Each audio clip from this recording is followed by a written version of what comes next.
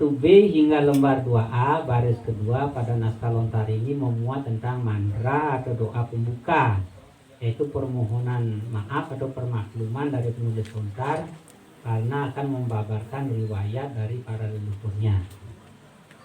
Penulis memohon agar tidak dikenai kutukan dan keburukan lainnya dan agar dianugerahkan panjang umur.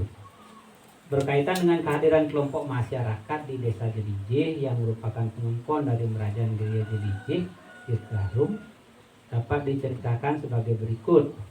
Idewa Gede Korian yang bertempat di Tusan mempunyai 2 orang putra bernama Idewa Gede Sekar dan Idewa Gede Siangan.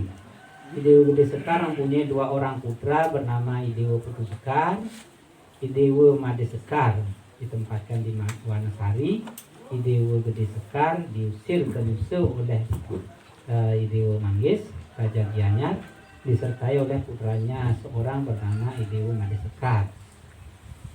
Sedangkan putranya yang lain yaitu Idewa Putu Sekar dipindahkan ke Medahan, disertai oleh 2 orang putranya bernama Idewa Gede Kepang dan Idewa Made Seman. Setelah lama tinggal di Nusa, meninggal Idewa Gede Sekar, anaknya yang masih hidup bernama Idewa Made Sekar mengambil istri dari Pungakan Tangsi. Mempunyai 2 orang putra laki-laki bernama Idewa Gede Dauh dan Idewa Made Dangin. Idewa Made Sekar ingin kembali ke Bali tetapi ditolak oleh istrinya. Istrinya tidak mau artinya ikut ke Bali. Idewa Sekar kemudian pulang ke Bali menggunakan perahu bocor yang dipakainya berlayar, terbawa arus dan terdampar di Gianyar. Sesudah di Gianyar kemudian beliau ke Nungan, tinggal selama 2 bulan, kemudian menghancurkan diri kepada Idewa Nungrai menjadi juru pelihara ayam aduan. Putra dari Idewa Made Sekar yaitu Idewa Gede Dauh dan Idewa Gede Dangin yang masih tinggal di Nusa di Jero Puaji diusir oleh Idewa Pungakan Tangsi karena tidak mau diangkat sebagai putra beliau. Kemudian mereka pergi dari Jero Puaji. Idewa Gede Dauh dan Idewa Made Dangin menaiki sebuah perahu dengan memakai pelepah kelapa gading sebagai dayung. Karena merasa diberikan pertolongan oleh kelapa gading, maka mereka kemudian berjanji bahwa apabila mereka berhasil sampai ke Bali, seketurunannya tidak berani memakan kelapa gading. Perjalanan mereka akhirnya terdampar di Muara Seseh, kemudian mereka istirahat di bawah pohon asam. Di saat beristirahat terdengarlah sabda dari puncak pohon asam. Janganlah engkau bersedih. Semasih ada pohon beringin di Tusan yang kokoh pangkal sampai ke ujungnya, pastilah engkau mendapatkan kebahagiaan. Demikianlah yang mereka dengar sabda dari pucuk pohon asam. Setelah beristirahat, mereka meneruskan perjalanan menuju wilayah perbatasan Tabanan. Sesampainya di halaman depan istana Tabanan, tampaklah 2 orang yang mengamuk dan membuat kerusakan. Semua orang lari tunggang-langgang. Idewa Gede Dauh menghadapinya bersama Idewa Made Dangin hingga matilah kedua orang yang mengamuk tersebut. Perihal ini kemudian disampaikan kepada Ide anak Ki Agong di Tabanan. Mereka berdua akhirnya dipanggil. Sesampainya di dalam istana, anak Ki Agong bersabda dan menanyakan kekuasaannya atau terahnya. Menjawab Idewa Gede Dauh dan Idewa Gede Dangin, mengaku bahwa ia adalah sebagai kesatria Nyalian, keturunan Tirta Arum. Anak Ki Agong di Tabanan menugaskan mereka sebagai baku danda dan ditempatkan di Jelijih.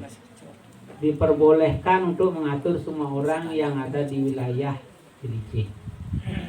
Singkat cerita, akhirnya mereka membangun istana di Jelijih.